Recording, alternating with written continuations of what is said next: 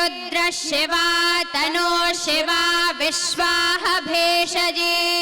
शिवा रुद्रस्य भेषजे तया नो मृडजेवसे इमागं रुद्राय तवसे कपर्दिने शयद्वेराय प्रभरामहे मतिं यथा नः शमसद्विपदे चतुष्पदे विश्वं पुष्टं ग्रामे अस्मिन्ननातुरं मृडानो रुद्रोतनो मयस्कृधे शयद्वेराय नमसा विधेमते यच्छञ्जयोश्च मनुरायजे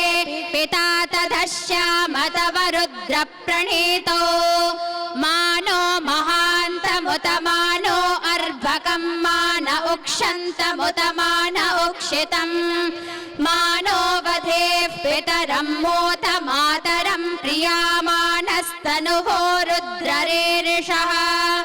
मानस्तोकेतनये मान आयुषि मानो गोषु मानो अश्वेषु रीरिषः वीरान्मानो रुद्रभामितो वधिर्हविष्मन्तो नमसा विधेमते आराते गोप्न उत पौरुषघ्ने क्षयद्वेराय सुम्नमस्मेते अस्तु रक्षा च नो अधि च देव ब्रूह्यथा च नः शर्म यच्छद्विवर्हा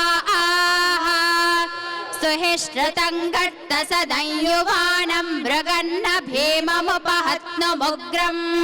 मृडाजरित्रे रुद्रस्तवानो अन्यन्ते अस्मन्निवपन्तु सेनाः परिणो रुद्रस्य हेतिर्मृणक्तु परित्वेषस्य दुर्मतिरघायोः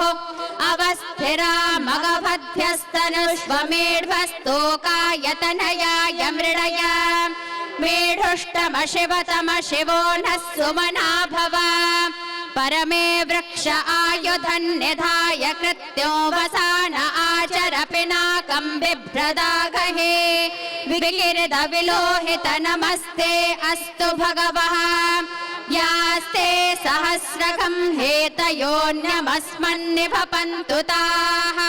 सहस्राणि सहस्रधा बाहुवोस्तव हेतयः तासामेषानो भगवः पराचेनामुखाकृते सहस्राणि सहस्रशो ये रुद्र अधिभूम्याम् तेषाकं सहस्रयोजने वधन्मानि तन्मसे अस्मिन् महट्यन्नवेऽन्तरिक्षे भवा अधि नीलग्रीवाश्रितकण्ठाः शर्वा अधः क्षमाचराः नीलग्रीवाश्रितकण्ठादिवकं रुद्रा उपश्रिताः ये वृक्षेषु सस्पिञ्जरा नीलग्रीवा विलोहिताः ये भूतानामधिपतयो श्रीलाद्रिनाथ जगतामधीशं चिदं स्वरूपं शरणैकनाथं नीलाधिगोत्रापतिं वरेण्यं सुरेन्द्रवन्द्यं प्रणतोऽस्मि नित्यम्।